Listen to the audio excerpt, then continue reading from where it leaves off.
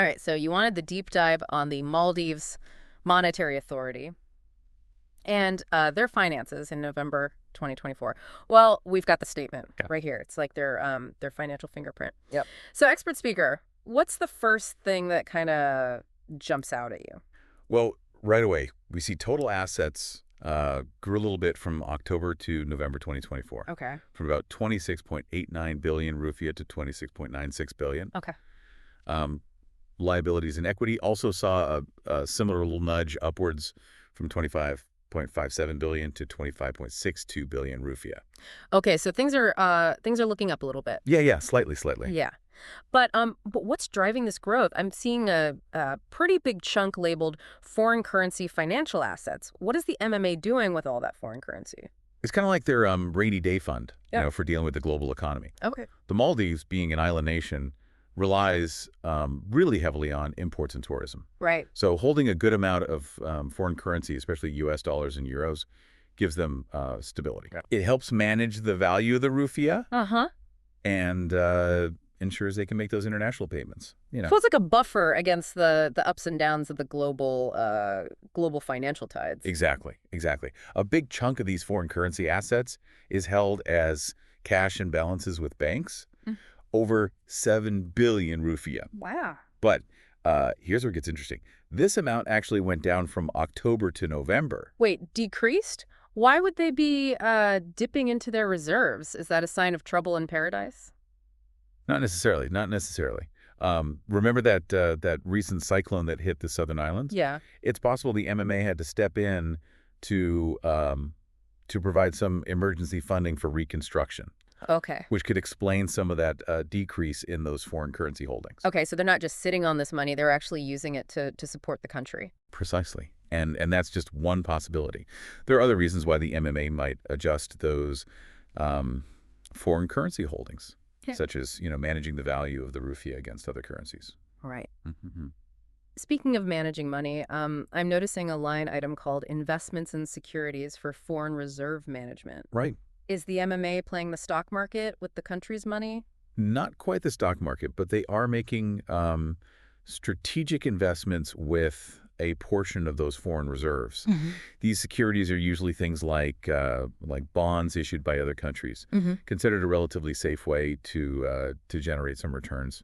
So it's like diversifying their portfolio, just like financial advisors tell us to do with our own savings? You got it.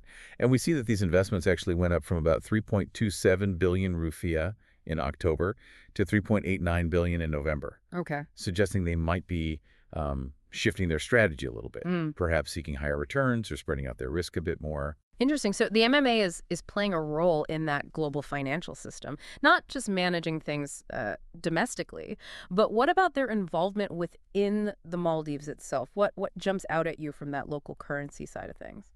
Well, the most prominent item there is that investment in government treasury bonds, standing at over 14 billion rupiah. Okay. This tells us the MMA is heavily involved in financing those government activities. So the MMA is essentially lending money to the government by buying these bonds. Yeah. But hold on, if they're putting so much into government bonds, doesn't that leave them with less money for other things, like those foreign currency reserves we were just talking about? That's a great question, and it highlights the delicate balancing act that the MMA has to perform. They need to support the government while also maintaining enough reserves to ensure that financial stability. Right. It's kind of like a financial puzzle, isn't it? Right. The MMA has to carefully allocate its resources, weighing the needs of the government against its responsibility to maintain that overall economic stability. Exactly. So how does the MMA's involvement in government financing actually affect everyday people in the Maldives? Well, one way is through their influence on interest rates. Remember how the MMA buys government bonds? Yeah. That action actually injects money into the financial system. Okay, so more money in circulation. Wouldn't that make it easier to get loans? Exactly. And when loans are easier to get, people are more likely to borrow money to buy houses or start businesses or invest in other things, which can boost the economy. Okay, so the MMA is like a puppet master pulling the strings of the economy behind the scenes. In a way, yeah. Yeah. But it's not as simple as as just pumping money into the system. They also have to keep a close eye on inflation. Right. Too much money chasing too few goods can drive prices up, make everything more expensive. Exactly.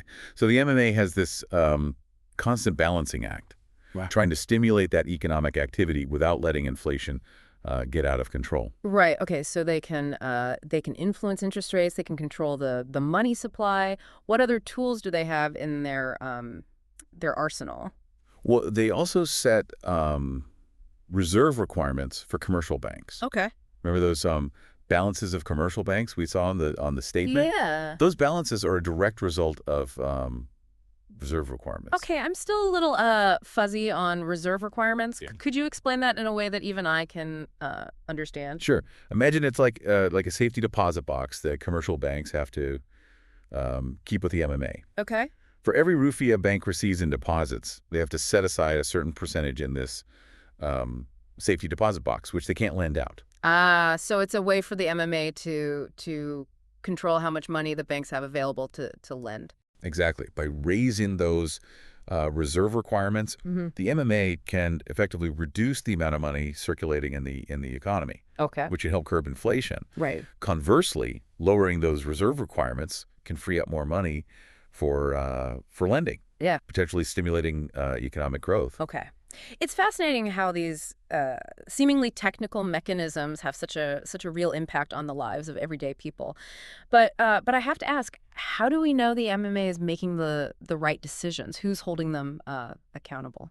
That's a crucial question. Central bank independence is a complex issue with no easy answers. Yeah. Ideally, you want the MMA to be free from political pressure, Right. so they can make decisions based on sound economic principles. Right. You don't want politicians meddling in monetary policy for their own short-term gains. Exactly.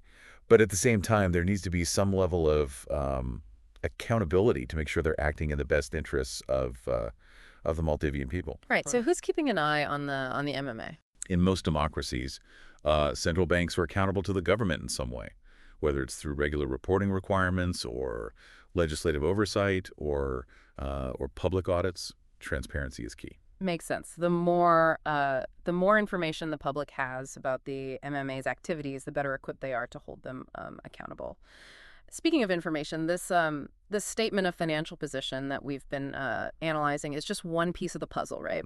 Where else can we look to get a more complete picture of the MMA's operations? Excellent point. Well, the statement gives us a snapshot of their financial health at a specific point in time. Right. To really understand their thinking and their decision-making process, we need to dig into other publications like their monetary policy statements or their economic reviews. Okay, so what kind of insights can we glean from those sources? Well, for example, monetary policy statements often provide clues about the MMA's assessment of the current economic climate. Are they worried about inflation? Do they see signs of slowing growth? These statements can reveal a lot about their priorities and how they plan to use their tools to steer the economy. It sounds like we need to become expert decoders of central bank language. Indeed.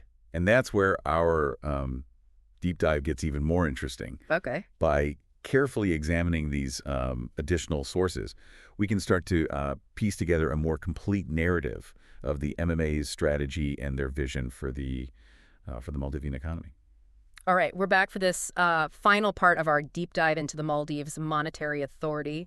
We've explored their balance sheet and deciphered their policy tools. Yeah. We even learned a little bit of central bank jargon along the way. Little bit, yeah. But I'm still curious, what keeps the folks at the MMA up at night? Right. What are the biggest challenges they face in keeping the Maldivian economy on an even keel?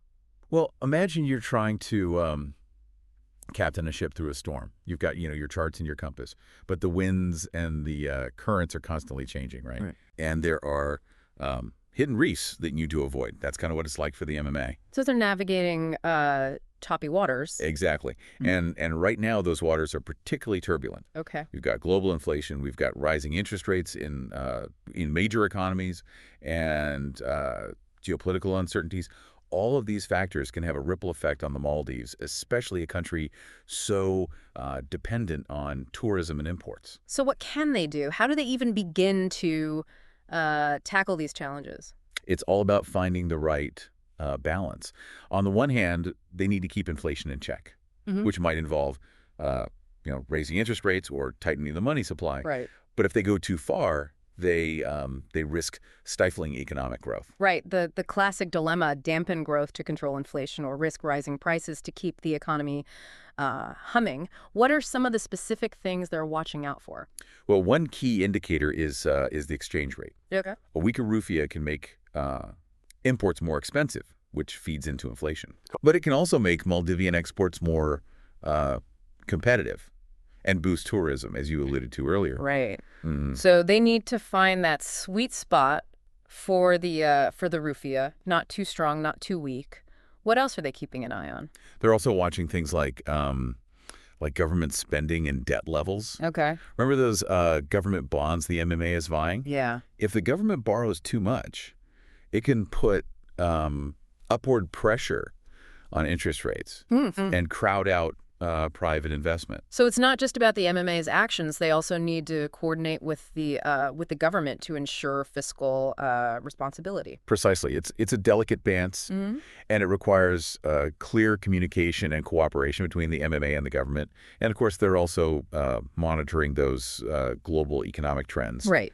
and assessing how those might impact the Maldives. It's a lot to juggle. It is. So as we wrap up our deep dive here, what's the key takeaway you want our listener to walk away with? I think the most important thing is to recognize that economics isn't just about numbers on a spreadsheet. It's about uh, people's lives, their livelihoods, their hopes, Yeah. and dreams. Yeah. The decisions made by institutions like the M&A have a real impact on everyone in the Maldives, Right. and it's crucial that we understand how those decisions are made and what the potential consequences might be. Well said. It's been fascinating peeking behind the curtain of the Maldives Monetary Authority. We've learned about their role in managing the economy, the challenges they face, and the tools they use to navigate those challenges. And I think we've all gained a deeper appreciation for the complexity of the financial world I hope so. and the impact it has on our daily lives. Absolutely. And remember, this is just the beginning of the journey. Right. The more we understand about um, economics and finance, the better equipped we are to make informed decisions, Right. both for ourselves and for our communities. That's a great point to end on. Thanks for joining us on this deep dive into the world of the Maldives Monetary Authority. Until next time, keep exploring.